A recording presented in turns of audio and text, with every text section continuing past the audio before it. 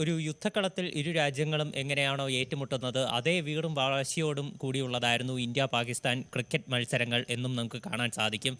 അതിൻ്റെ എല്ലാ ഒരു ആവേശവും ഇരു രാജ്യങ്ങൾ തമ്മിലുള്ള പോരാട്ടത്തിലും അതുപോലെ തന്നെ വാഗ്വാദത്തിലും ഈ പരാതികളിലും ഇത് നമുക്ക് കാണാൻ സാധിക്കും. ഇതിൻ്റെ ഒരു തുടക്കമെന്ന് പറയുന്നത് തീർച്ചയായിട്ടും സെപ്റ്റംബർ 14-ാം തീയതി നടന്ന ആദ്യ ഇന്ത്യ പാകിസ്ഥാൻ മത്സരത്തിലാണ്. ഈ മത്സരത്തിൽ ഇന്ത്യ പാകിസ്ഥാനെ 7 വിക്കറ്റിന് 25 പന്തുകൾ ബാക്കി നിൽക്കെ തകർത്ത് കളഞ്ഞിരുന്നു. അതൊരു വലിയ വിജയമാണ് ഇന്ത്യക്ക് അന്ന് നേടിയത്. ഇത്തരത്തിൽ ഇന്ത്യക്കെതിരെ ഒരു നാണം കെട്ട തോൽവി ഏറ്റുവാങ്ങിയതിൻ്റെ എല്ലാവിധ ഫ്രസ്ട്രേഷനും കൂടി ആയിരുന്നു അടുത്ത മത്സരത്തിന് സൂപ്പർ 4 മത്സരത്തിൽ ഇന്ത്യക്കെതിരെ പാകിസ്ഥാൻ മത്സരത്തിന് ഇറങ്ങിയത്. അപ്പോൾ ഈ മത്സരവേദിയിൽ വെച്ചാണ് ഇന്ത്യൻ കാണികളെ പ്രകോപിതരാക്കുകയും അവരെ വൈകാരികമായി അവരെ മുറിവേൽപ്പിക്കുകയും ചെയ്യുന്ന തരത്തിലുള്ള ചില ആംഗ്യങ്ങൾ പാകിസ്ഥാൻ താരങ്ങളുടെ ഭാഗത്തു നിന്നുണ്ടായത്.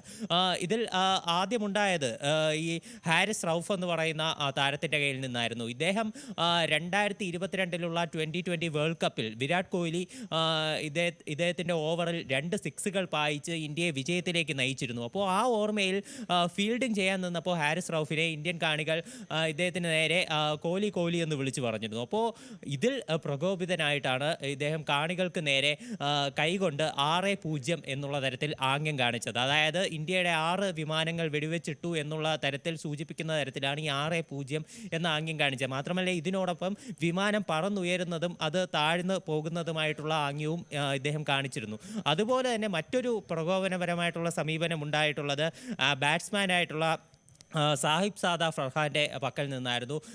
ഇയാൾ ഇന്ത്യൻ ബൗളർമാർക്കെതിരെ 50 അടിച്ചതിന് ശേഷം കാണികൾക്ക് നേരെ ബാറ്റ് ഉയർത്തിക്കൊണ്ട് വെടിവെക്കുന്ന തരത്തിലൊരു ആംഗ്യം കാണിച്ചിരുന്നു. അപ്പോൾ ഇതും ഈ ഇന്ത്യൻ വിമാനങ്ങളെ വെടിവെച്ചിട്ടു എന്നുള്ള തരത്തിലുള്ളൊരു ആംഗ്യമായിരുന്നു ഇയാളുടെ പക്കൽ നിന്നും ഉണ്ടായത്. അപ്പോൾ ഈ 2 കാര്യങ്ങളും ചൂണ്ടിക്കാണിച്ചിട്ടാണ് ഇന്ത്യ BCCI ICCIക്ക് പരാതി നൽകിയിട്ടുള്ളത്. ഈ പരാതി ICCI പരിശോധിച്ചുകൊണ്ടിരിക്കുകയാണ്. മാത്രമല്ല ഇന്ത്യൻ ബാറ്റ്സ്മാൻമാരായിട്ടുള്ള ഗില്ലിനെയും അതുപോലെ അഭിഷേക് ശർമ്മയും അപമാനിക്കുന്ന തരത്തിലുള്ള ചില പരാമർശങ്ങളും ഹാരിസ് റൌഫ് നടത്തിയിരുന്നു. ഈ വിഷയം ചർച്ച ചെയ്യാൻ വേണ്ടി ഇരു താരങ്ങളെയും ICC വിളിപ്പിക്കും എന്ന് അറിയിച്ചിട്ടുണ്ട്.